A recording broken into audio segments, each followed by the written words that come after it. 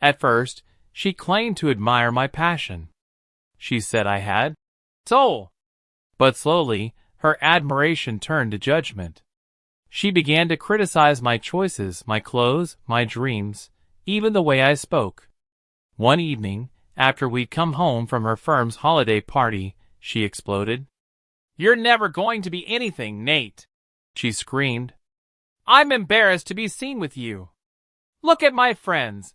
Look at their lives. And look at you. You sell drawings like a kid on a street corner." I stood in silence, too shocked to respond. Then she delivered the final blow. "No woman of real value will ever love you," she sneered. "You're a dreamer, and dreamers die alone." She packed a suitcase that night and left without another word.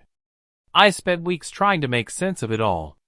I replayed every conversation, every moment, searching for clues I might have missed. I didn't eat. I didn't paint. I didn't even step outside. I had never felt so worthless in my life. But pain, as cruel as it is, can also become the catalyst for transformation. One night, while scrolling through old photos of us, I landed on a picture of my first sketch, the one she once praised. It was a charcoal portrait of a little girl looking up at the stars. Something about it reignited a fire in me. I got up, grabbed a blank canvas, and began to paint. Days turned into weeks. Weeks turned into months. I poured every ounce of heartbreak, rejection, and betrayal into my art.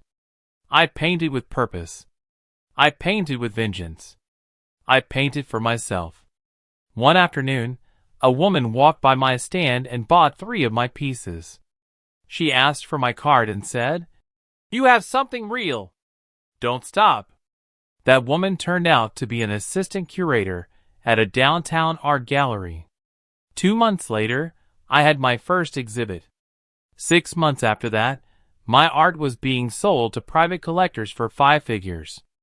I had gone from selling sketches for $50 to painting full-time in a studio that overlooked the city skyline. But the story doesn't end there. Because life has a funny way of circling back. 3 years after Jessica left me, we crossed paths again. Only this time, the roles had reversed.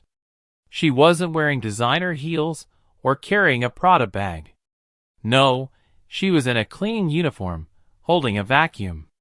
And she had just walked into my penthouse apartment.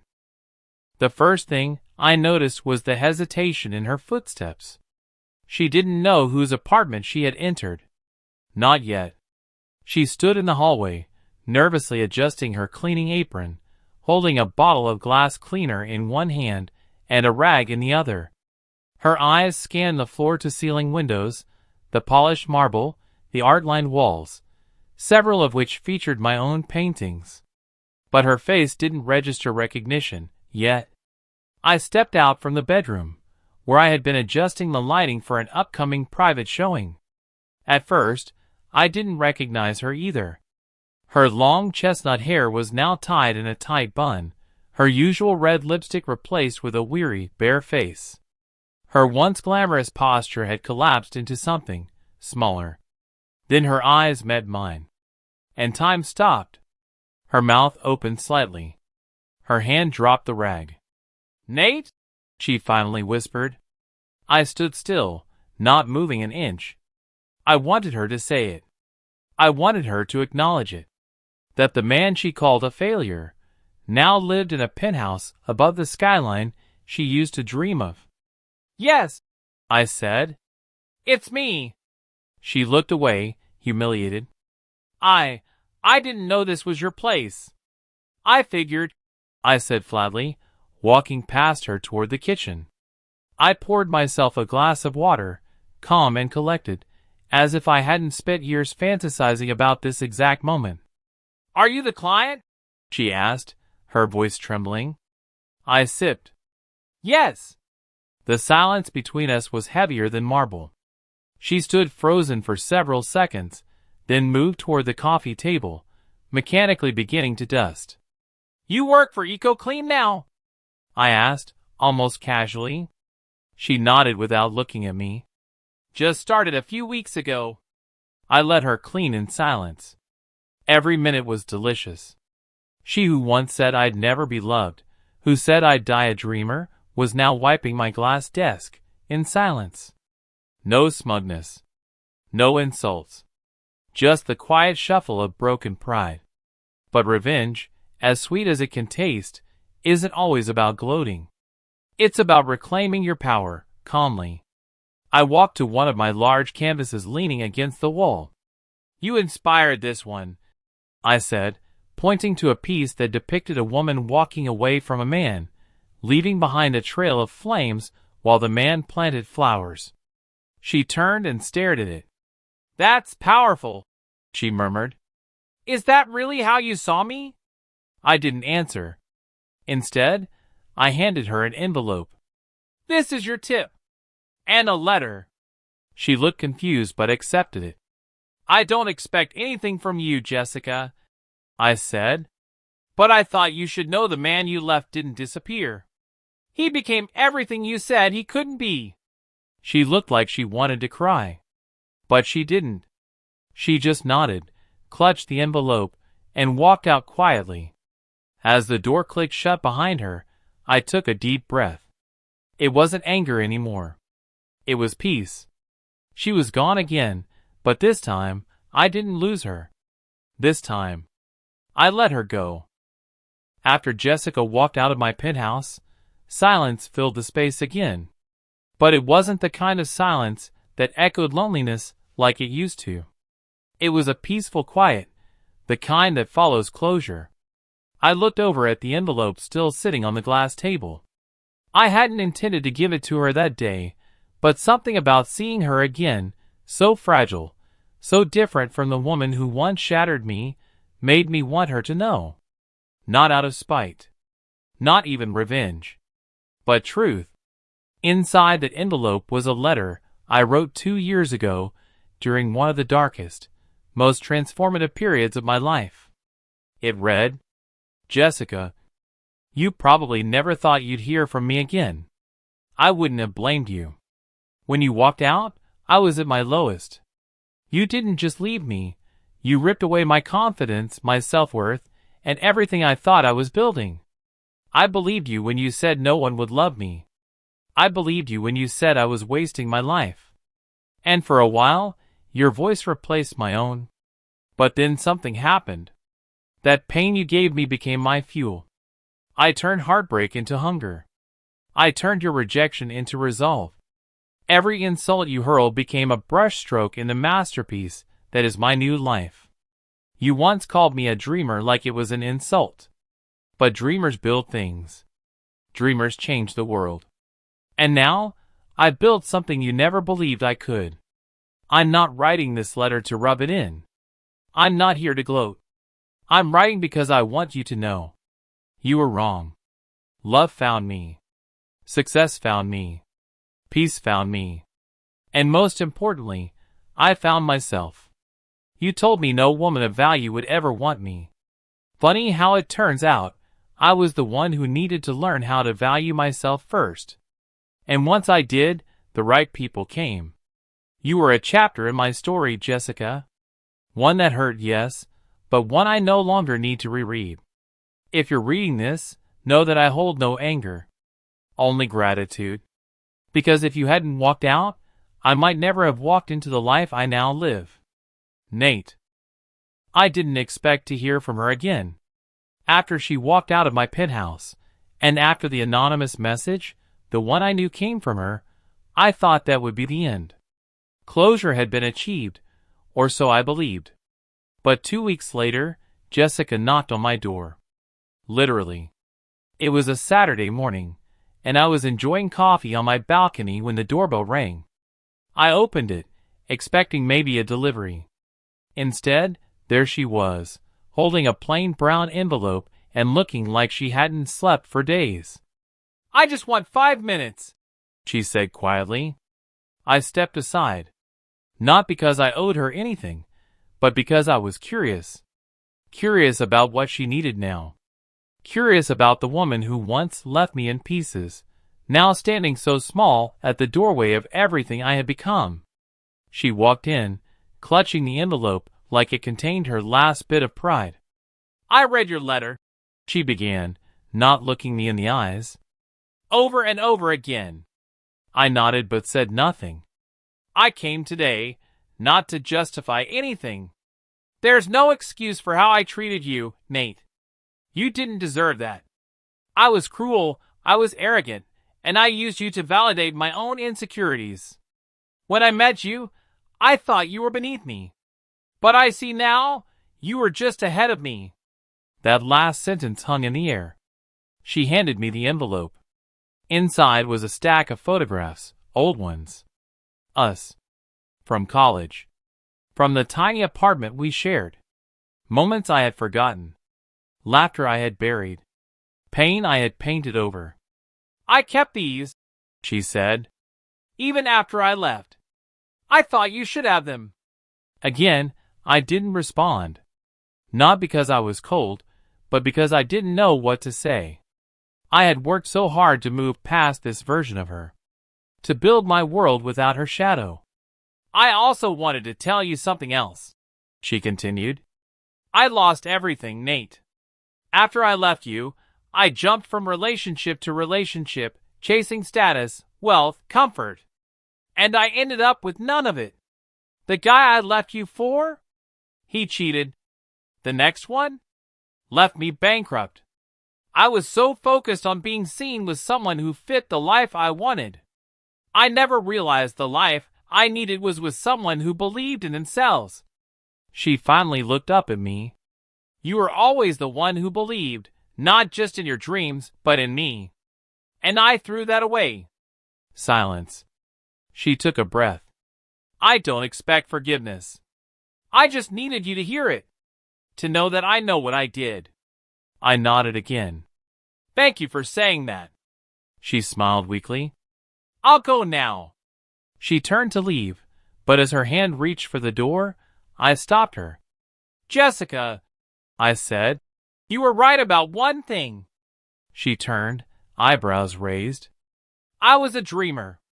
But that dreamer became a man you once wished you could love." She didn't reply. She just nodded, this time with tears, and stepped out into the hallway. The door closed. And for the first time in years, I felt something final. Not pain. Not hate. But release. A week after her visit, I found myself scrolling through social media, not looking for her, but for old classmates who had once laughed at my pipe dream of being a self-made artist and entrepreneur. And then, there she was. Jessica. A tagged photo from some friend of a friend's birthday party. She was standing in the background, half smiling, holding a tray of hors d'oeuvres. Not a guest. A caterer. Wearing the same black uniform and white gloves the staff wore the night I hosted my last gallery event. That's when it hit me. She wasn't just struggling. She had fallen farther than I realized. Gone were the fancy dresses, the designer handbags, the champagne glass selfies. She was now someone trying to blend into the background, the very place she used to say I belonged. The irony wasn't lost on me. I zoomed in on the picture, studying her face. It was tired. Not in the way a bad night's sleep makes you look, but the kind of tired that settles in when years of regret and broken choices wear you down from the inside out. It didn't make me happy. I didn't feel victorious. Instead, I felt something deeper. Sympathy? Maybe. But more than that, I felt distance. Like I had finally walked far enough past that old version of my life that I could look back and not feel anything burning. A few days later, I got a call from my building's concierge. "Sir, we have a new applicant for the open housekeeping position. She requested specifically not to be assigned to your unit, said she used to know you." I didn't ask for a name. I didn't need one. Instead, I said, "Assign her wherever she feels comfortable. But tell her one thing for me." The concierge paused. "Yes, sir?" "Tell her she no longer has to run from who she was. Because the man she left behind isn't chasing her anymore. Click. I leaned back in my chair, looking out the window of my office overlooking the city. That view used to be my dream. Now it was just Tuesday.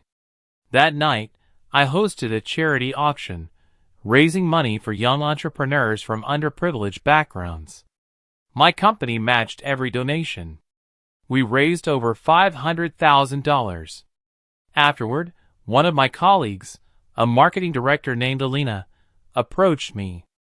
"You're different these days," she said, smiling. "Calmer. Lighter." "I finally forgave someone," I replied. She tilted her head. "Them or yourself?" I thought about it for a second. Both. Jessica wasn't my enemy anymore. She was just a scar. Faded, painless, but always there, a reminder of how far I'd come. And I had no intention of reopening it. That night, I posted a photo from the auction, me, holding a giant check beside a group of young entrepreneurs. The caption read, "They said I was foolish to believe in myself. I say, bet on yourself and build the life they said you'd never have." I didn't tag her. I didn't need to. She'd see it. And she'd know. It was a Tuesday morning when I walked into the downtown office of our new branch. I usually didn't make surprise visits, but I wanted to check on a project that had been lagging. As I stepped into the operations floor, something made me stop mid-step. There she was, Jessica, wearing the modest uniform of our front desk hospitality team. Hair tied neatly. No makeup. Head slightly bowed, her eyes glued to the tablet in her hands. She was standing at the sign-in kiosk, helping a guest navigate the system. For a second, I almost walked away. Almost. But then she turned and saw me. Her face froze. Eyes widened like she'd just seen a ghost, but not the kind that scares you. The kind that reminds you of everything you tried to forget. I nodded. Calm. Professional. She looked like she wanted the ground to swallow her. I walked past her without a word and headed straight to the conference room. I didn't come to embarrass her. I didn't need to. During the meeting, I sat at the head of the table while my managers presented their slides. But my mind wasn't in it. I kept thinking back to how much things had changed. How strange it was that life brought her here, under my roof, figuratively and literally. After the meeting, I asked Lisa, the floor manager, to join me privately. "Who made the final hire for the new hospitality staff?" I asked. "That would be our HR assistant, sir," she replied. "All hires go through the portal system, so I didn't vet everyone personally." I nodded. "I'm not upset. I just want to make sure everyone's here for the right reasons." Lisa leaned in slightly. "Do you want her reassigned?" I paused. That question had power behind it. And years ago, I would have used it to send a message. But I wasn't that man anymore. "No," I said. "Let her stay. Let's see how she does." When I left the building, I passed the lobby again. Jessica stood behind the front desk now, typing something quickly. She didn't look up this time. I paused at the glass doors. Turned around. Walked back. She glanced up, startled. "Mr. Blake," she said, standing awkwardly straight. "I didn't mean to." "You're doing fine," I cut in. "Keep it up." She blinked, confused, expecting mockery, revenge, something petty. Instead, I gave her a simple nod, the kind a boss gives an employee who's trying hard. And then I walked out. Back in my car, my driver glanced at me through the rear view. "You good, sir?" I smiled faintly. "Better than ever." Because nothing says victory like kindness when cruelty was expected. Jessica wasn't just part of my past anymore. She was now part of my empire, not as a lover, not even as a friend, but as someone finally forced to witness the reality she said I'd never create. and I didn't need to raise my voice to say, I made it. I hadn't seen her in a few days. Between investor calls and a speaking engagement in Chicago, I'd been away from the downtown office. But that Thursday, I returned late, around 7 p.m., just to grab a file I left in my private office. The place was nearly empty. The lights were dimmed. The quiet echoed against the glass and steel walls. And as I walked into my corner suite, I froze. She was there. Jessica. Wearing gloves. Holding a cleaning cloth. Bending slightly to wipe down the surface of my desk. The same desk she used to mock as a cheap IKEA table back when we lived together in a rundown apartment. But this wasn't IKEA. This was Italian oak, imported from Milan. Worth more than what I used to make in 6 months. And now, her hands were moving across it carefully, polishing a surface that had come to symbolize everything I'd built after she left. She didn't notice me right away. So I watched. Not out of pride. Not to gloat. But to observe the full circle that life had drawn. Then she looked up. Startled. Eyes wide. Face flushing with embarrassment. I'm sorry, Mr. Blake, she stammered. I didn't know you'd be back this late. I walked in, calm. No problem. You're just doing your job. She stood there frozen, her hands clasping the cloth like a shield. I was just finishing up, she said quickly, beginning to gather her supplies. I could have let her go. But something in me, maybe the ghost of who I used to be, made me speak. Do you remember, I said softly, that tiny desk we shared in that apartment? The one you said made us look like we were still in college? She swallowed hard. Yes. This desk, I tapped gently, is a reminder of that one. But unlike that one, this one doesn't carry shame. It carries pride. She didn't answer.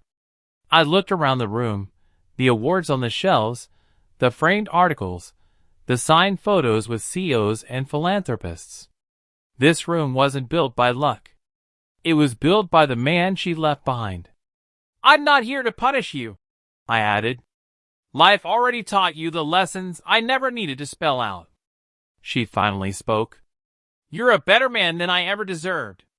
Silence. Then I nodded. Maybe. But I'm the man I was always meant to be. She wiped a tear discreetly and turned to leave. Jessica, I said just before she reached the door. She stopped. If it helps, I forgive you. I don't forget, but I forgive. She didn't turn around, just nodded and exited quietly, closing the door behind her. I sat in my chair, exhaling deeply. That was the moment I realized something had changed, not just in her, but in me. This wasn't just revenge. This was release. And it felt better than any payback ever could. 3 days later, Jessica left an envelope on my assistant's desk with my name on it. No stamp. No return address. Just my name. I was in back-to-back meetings all day and didn't open it until late in the evening when I was alone in my office. The handwriting was shaky, but unmistakably hers. Inside, a single sheet of lined paper, and a trembled confession I never expected. Dear Ethan, I know I have no right to ask for anything from you. Not forgiveness. Not kindness. And certainly not time. But I need to write this because the guilt is suffocating me. When I left you, it wasn't just because you were broke. It was because I was terrified that you'd never become anything more. I listened to my friends, my mother, my pride. They all said I deserved better. But the truth is, you were already better than all of us. I see that now. Not because you're rich. Not because you're powerful. But because you never stopped believing in yourself, even after I stopped believing in you. I didn't leave you because you were poor. I left because I was. Inside, I hope you continue to rise. I'll keep watching from the shadows I built for myself. There were no tears in my eyes, but my throat tightened. Not because I wanted her back, not because I still loved her, but because the woman who once shattered me had just confessed that she was more broken than I'd ever imagined. I read the letter twice, then a third time. Each word, a piece of the puzzle that explained the silence between us all these years. I sat for a long time, watching the city skyline through the floor-to-ceiling windows of my office. And then, I did something I never thought I would do. I wrote her back. Jessica, thank you for your honesty. I'm not angry anymore. I'm not bitter. I'm just grateful. You were a chapter. A painful one, but a necessary one. Because without that chapter, I wouldn't have written the rest of this story. I wish you peace. And I hope you find what you couldn't find with me, within yourself. Ethan. I handed it to my assistant and asked her to deliver it quietly. No confrontation. No dramatics. Just closure. The next day, Jessica didn't show up to work. The day after, HR informed me that she had resigned. No explanation given. I didn't follow up. I didn't need to. Because I knew what that letter meant. It wasn't just her goodbye to the job. It was her goodbye to him, the man she once left behind. The man she thought she'd never see again. Only to meet him again as a stranger. A stronger, wiser, kinder stranger. That was the end of our story. At least, I thought it was.